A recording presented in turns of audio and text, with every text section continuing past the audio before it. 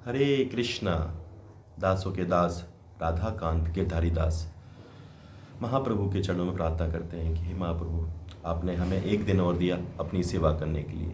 उसी सेवा के क्रम में महाप्रभु के चरणों में प्रार्थना करते हैं श्री श्री राधा माधव अष्ट सखी पंच तत्व विघ्न विनाशक श्री लक्ष्मी नरसिंह भगवान कृष्ण कृपा मूर्ति ऐसी भक्ति वेदांत शिला प्रभुपाद परम पूज्य गोपाल कृष्ण गोस्वामी गुरु महाराज समस्त वैष्णव जन गुरु परंपरा और आप सभी भक्तों की कृपा से ही हम सब लोग क्या कर पा रहे हैं, नित्य कृष्ण की कृपा से हम सेवा कर पा रहे हैं। वो परम सेवा के लिए मनुष्य जीवन मिला है।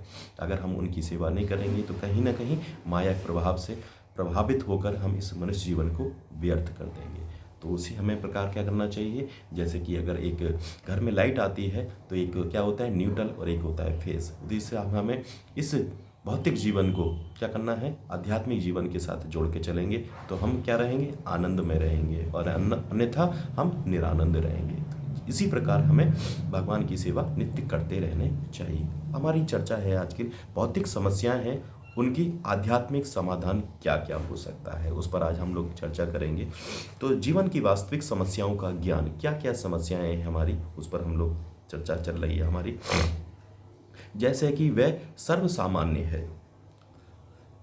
कोई इसकी आकांक्षा नहीं रखता।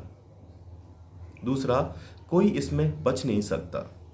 क्या आप जीवन की 4 वास्तविक समस्याओं को पहचान सकते हैं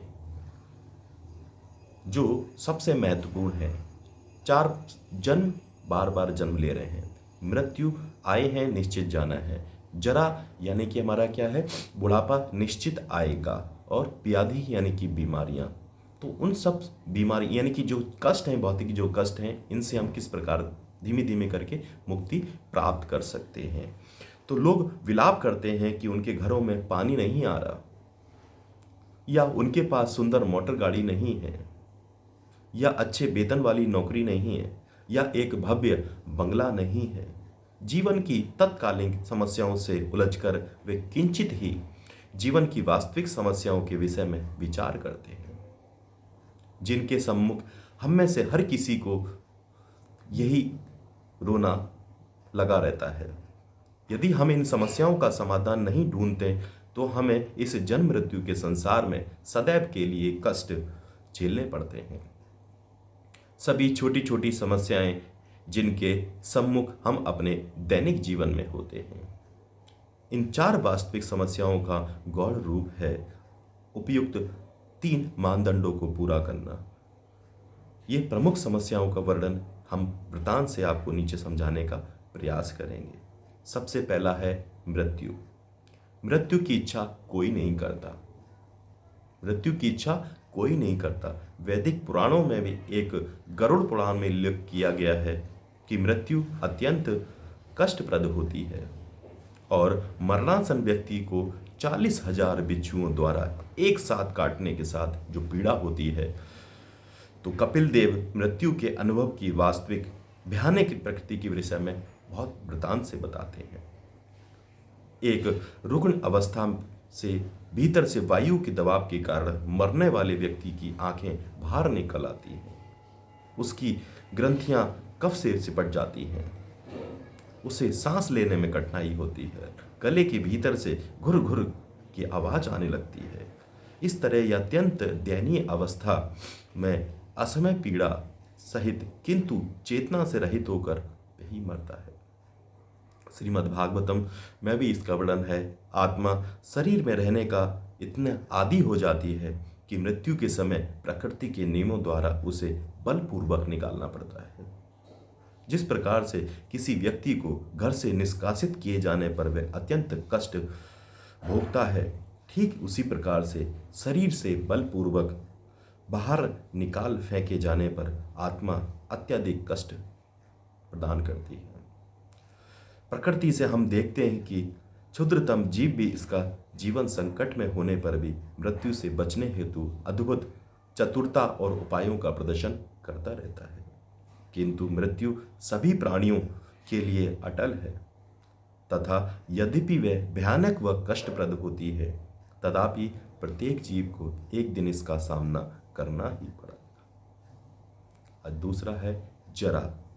कोई भी बूढ़ा नहीं होना चाहता, एक अमेरिकी लखपति ने वृद्धावस्था को देखने तथा सदैव तरुण रहने से ढंग खोजने हेतु लाखों डॉलर का चिकित्सकों का नियुक्त किया, किंतु चिकित्सकों ने अनुभव किया कि उसके द्वारा वृद्ध होने की प्रतिक्रिया को जान लेने के पश्चात ही वे उसे रोक पाने के लिए ठीक उसी प्रकार अक्षम होगा जिस प्रकार से सूर्य को उदय और अस्त होने से कोई नहीं रोक सकता। अतएव काल चक्र से कोई भी नहीं बच सकता। सब कुछ हम सब कुछ बालक थे।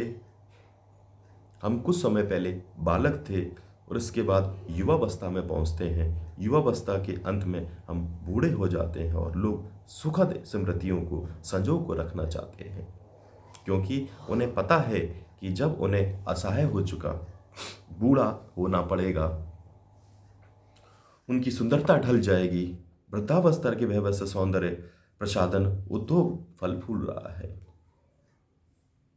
व्याधि पर हम लोग चर्चा करेंगे। यानी कोई भी किसी प्रकार को नहीं चाहता कि वह नाना प्रकार के रोगों से बचने का प्रयास करता है।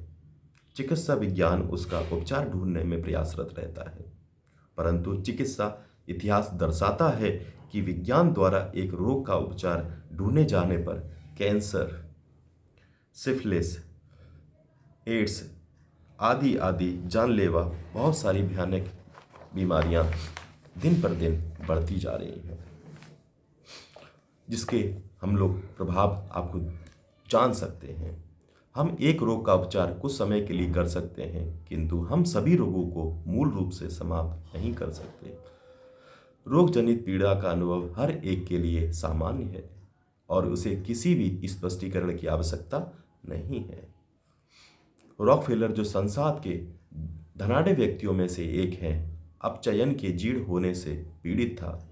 फलस्वरूप आजीवन वह एकमात्र साग, रस, सब्जियों को, सोरखा को ही सेवन कर सकता था। अन्य एक धनी व्यक्ति कष्टप्रद लघुशंका के रोग से पीड़ित था। बार बार जब वह दूरदर्शन के संवाददाता ने उससे पूछा तो उसके जीवन में सबसे अधिक किस बात से वह है, तो उसने दे दिया लघुशंका के तुरंत बाद के जो क्षण हैं वो सबसे कष्टप्रद होते हैं। इसके बाद है जन्म। जन्म की यातना को कोई नहीं उठाना चाहता।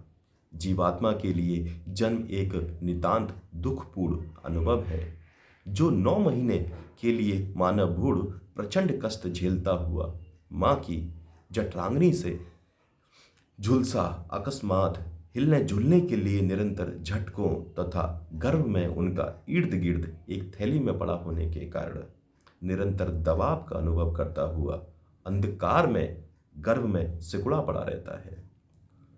तंग संकुचित पोटली शिशु की पीठ को एक कमान की भांति निरंतर झुके रहने के लिए विवश करती रहती है। इसके अतिरिक्त उदर कोष्ठ में भूखे कृमि शिशु को नियंत्रण देते हैं। शिशु उसी पोटली में मल मूत्र करता रहता है। ऐसा ही कष्ट का जन्म का कष्ट है।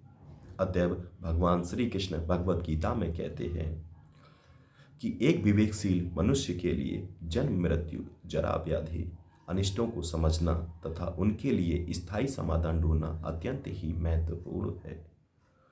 कुछ लोग तर्क कर सकते हैं कि जन्म, मृत्यु, जरा, व्याधि एक बार ही आती है, हम उन्हें नजरअंदाज कर सकते हैं और शेष जीवन का आनंद उठा सकते हैं, परंतु प्रत्येक क्षण हर कोई न कोई निम्नलिखित त्रिताप आपको से झेलना जरूर पड़ेगा। तो उस पर चर्चा हम लोग 3 तरह के ताप होते हैं, उस पर हम लोग कल चर्चा करेंगे। तो हमारा जो आज का जो हमारा टॉपिक था जन्म, मृत्यु, जरा, व्याधि, इससे हमें बचने का प्रयास करना चाहिए। तो अगर आप लोग चाहते हैं आपके नंबर पर नित्य श्रीमद् भगवद गीता श्लोक शाम को कृष्ण कथा मिलती रहे, तो आप 9411166837 पर हरे कृष्णा भेजें। दासों के दास आप सभी भक्तों से यही प्रार्थना करते हैं कि इस जन्म, मृत्यु, जरा, व्याधि से हमें मुक्ति पाने के लिए प्रयास करना चाहिए कि बार बार आ रहे हैं, बार बार जा रहे हैं, हमें उससे मुक्ति मिले। हरे कृष्ण कृष्ण कृष्ण हरे हरे।